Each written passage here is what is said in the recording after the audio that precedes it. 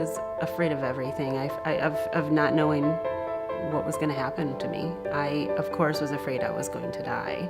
I really had no idea really where to turn. She had no idea where to turn to find people in a similar situation.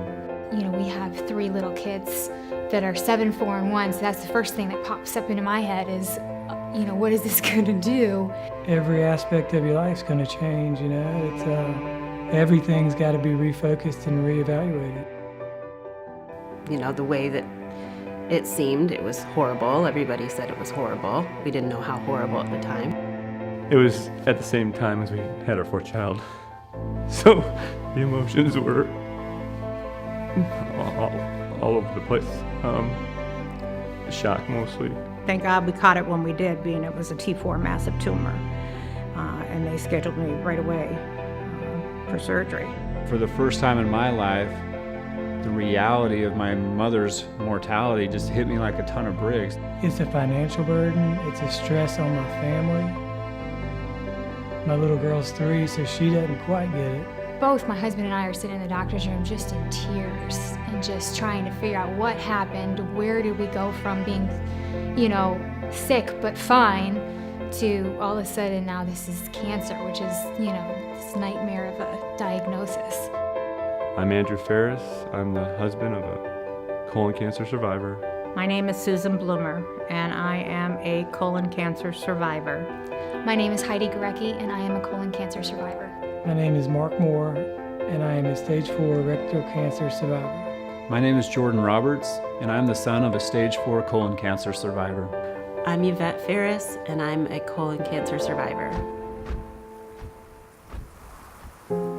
The Yvette W. Ferris Foundation was started because of my cancer diagnosis. I was diagnosed at age 36 at the birth of my 4th child. At the very beginning, I felt like there just wasn't anywhere for me to get support that I needed. I really had no idea really where to turn. She had no idea where to turn to find people in a similar situation, to answer the 14 million questions that pop in your mind as soon as you find out someone you love is diagnosed with cancer. What I wanted was at 3 o'clock in the morning to pick up the phone and call a 36-year-old mom of, so however many kids, and her tell me everything was going to be okay and that she got through it and I can too. And that's what I really, really, really needed. I even looked for places for support. I went and met with people, and I was handed pamphlets. Really struggling to find avenues to reach out to people who had a similar situation that could give you advice, tell you what their experiences were, and tell you everything's gonna be all right and believe them because they've been through it. I just couldn't find a place to help me, and I think that's why I was so passionate to get something started to help people. It was very easy for me to get behind our mission and to develop the passion to run and to work in this organization at a committed level, because my mom is a colon cancer survivor as well. She was diagnosed with stage 3 colon cancer, and like so many survivors, it threw our family for a loop.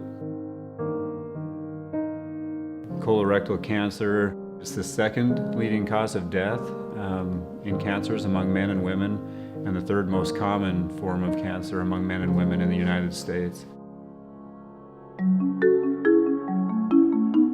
Financially, nobody expects to get cancer, and everybody knows it's expensive. For us, last year when I got diagnosed, we didn't even have insurance. You're dealing with enough when you have, the physical aspects and the logistical aspects of who's gonna watch my kids, who's gonna, what are we gonna do for dinner when I can't cook, that kind of thing. My wife is as big a support as there can be, but you don't understand that the spouse needs the support just as much. It's a two-way street. I mean, everybody's affected by it. You can't get away from You're thinking of your children, you're thinking of, is this going to show up somewhere else in the body? And I remember a point when I thought, at first when I was diagnosed, that, well, maybe they need a good grandma up in heaven. The one thing it does, it lets you realize how great your life is up to that point when you find that diagnosis.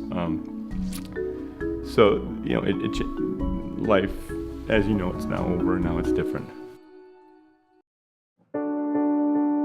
Because of what I went through, we are helping so many people in any way, financially, emotionally, physically, so many different ways. It makes me realize that there was a purpose to all of this.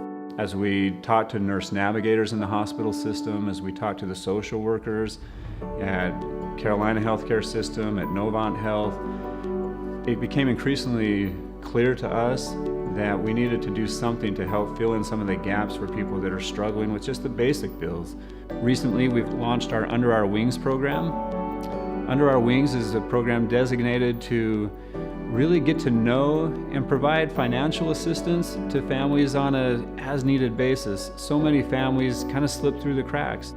They're still struggling making rent payments, utility bills, buying groceries, getting gas in their car so that they can get to their appointments and other places. Ultimately, we don't want a cancer diagnosis to ruin someone's life. Having the foundation help us with Christmas presents and, friends pick up, my kids and stuff like that has just been an overwhelming experience of one less thing we had to think about. To having an organization like the Yvette W. Ferris Foundation is a breath of fresh air, because there's not a lot of help out there. It's colon cancer and rectal cancer, but it's still, we all need the help, and it's good to have that group of people to lean on, and it'll continue to be my family for some time. Just knowing that somebody else came before me and decided to start a fund. It has enabled me to get back and forth to my appointments by the gas cards. It's enabled me to have more fluid so I don't get dehydrated. It's just been phenomenal. It's been one of those things that, you don't expect the help, but when you get that, and especially when you don't expect it, it's just overwhelming and humbling. It's not often you run into a group that's totally dedicated to what you've got. We're thrilled about the difference we've been able to make in people's lives, and we hope to be able to continue to do that on a very large scale, and we can only do that with continued support. To know that we have helped people is the most rewarding thing for me, because I believe that there was a purpose for me going through what I've gone through.